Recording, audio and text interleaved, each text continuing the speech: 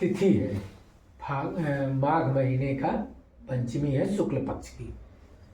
आज माघ महीने के शुक्ल पक्ष की पंचमी है। 10 दिन बाद माघ समाप्त हो जाएगा। तब कै तारीख पर पहुंचेंगे? 24, 14, 10, 24, यानी 24 तारीख को फागुन लगेगा और ठीक 1 महीना बाद फागुन समाप्त होगा। तो कब फागुन समाप्त होगा? 24 मार्च को। उसी 24 मार्च को चैत लगेगा, जिस दिन होली खेली जाती है। तो माघ महीने के शुक्ल पक्ष के पंचमी तिथि को बसंत पंचमी का। बसंत का मतलब होता है पेड़ पौधे वनस्पति जितने हैं, प्रकृति नेचर जो है वो पूर्ण रूप से प्रसन्नचित है और पुष्प पल्लवित है।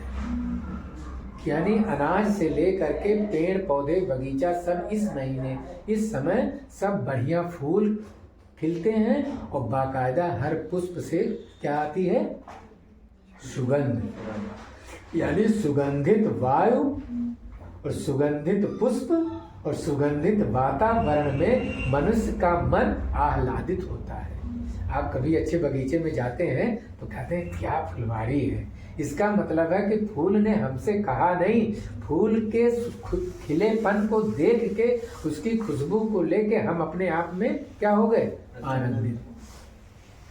तो ये आज इस ऋतु में आपको लगता है कि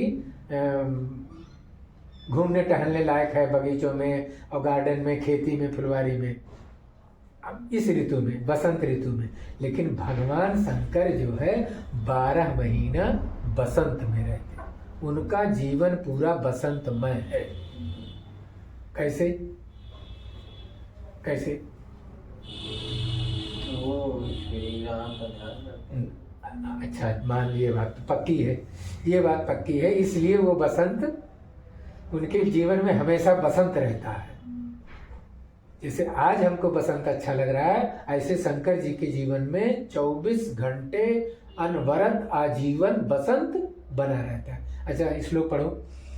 कर्पूर गौरम करुणावतारम संसार सारम भुजगेन्द्रहारम सदा वसंतम हृदयारविंदे भवम भवानी सहितम नमामि। हृदयारविंदे, हृदया यानी हृदय में रविंद यानी राम जी के चरण स्थापित किए हैं। और भवम भवानी, भवम स्वयं और अपनी उनकी पत्नी भवानी दोनों लोग सहितम नमामि, राम जी के चरणों को नमस्कार करते रहते हैं। और सदा वसंतम, सदा मतलब हमेशा, दिन को कि रात को, सुबह की या शाम को, हमेशा 24 घंटा सदा। तो ये कर्पूर गौरम ये श्लोक ऐसे नहीं है। ये श्लोक ये बताता है कि जब शंकर जी सदा उनके जीवन में बसंत रहता है तो हम अगर अपने जीवन को ऐसा जीने लगे तो हमारे जीवन में सदा बसंत। और बसंत के आगे क्या जोड़ देते हैं? क्या बसंत बहार है, बसंत बहार यानी बसंत।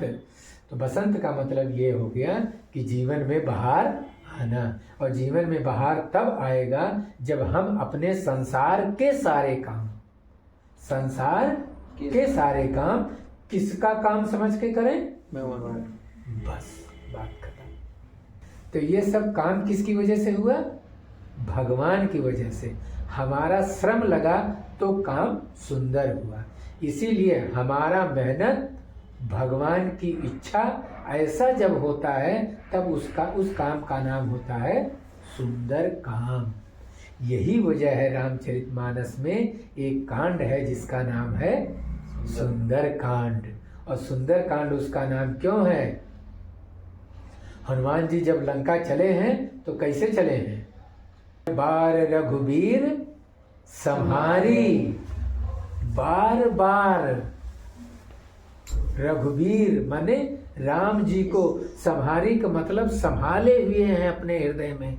बार बार रघुबीर संहारी और तरक्यौ पवन तनय बल भारी।